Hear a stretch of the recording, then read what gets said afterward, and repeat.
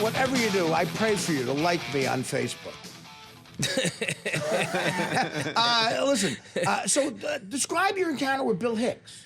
I had just gone down to see him because every comic in Houston that was older than me worshipped Bill Hicks, and eventually every comic in the country. Yeah. There's a lot of them became what we call Hicksians. They all do their whole act like him. Okay, and I was down there, and Sandy Marcus, the old owner of the Last Stop, was getting an ear beating from Bill Hicks because every act she would have with him, like the opener and the middle, were both trying to do Hicks. Yeah. And by the end of the week, because he was doing a 4-week run there. Right. Okay. All right. He was sold out. Every show was sold out.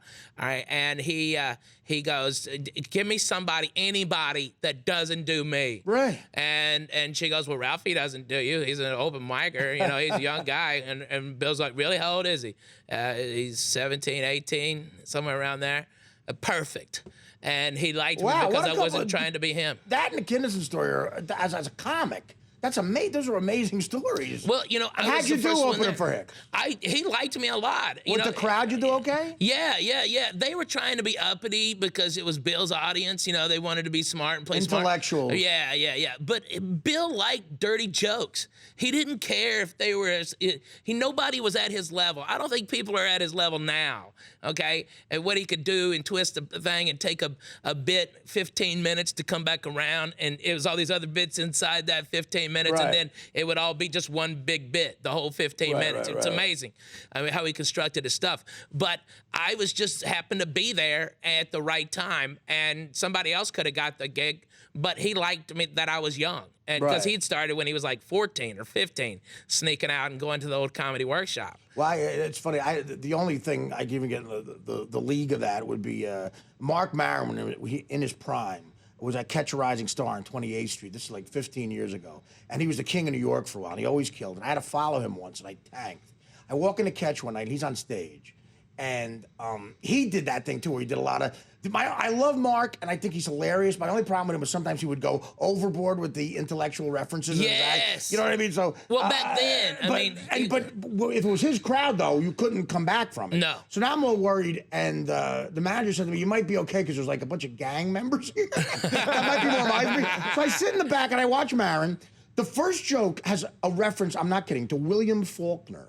No. The writer, William Faulkner. So Maron goes, could you imagine William Faulkner, he said something about Faulkner. 5 seconds after he says that, one of the gang members just, this is when I knew I'd be okay. Yeah. The guy goes, talk about gay guys. Oh, man. It's the only time I did better than Maron. I worked with Mark back then, too, when he was, back when he was crazy. Great comic. Yeah. Great comic, brilliant comedian. He's got Kinnison stories. Yeah, he's done tons of them, man.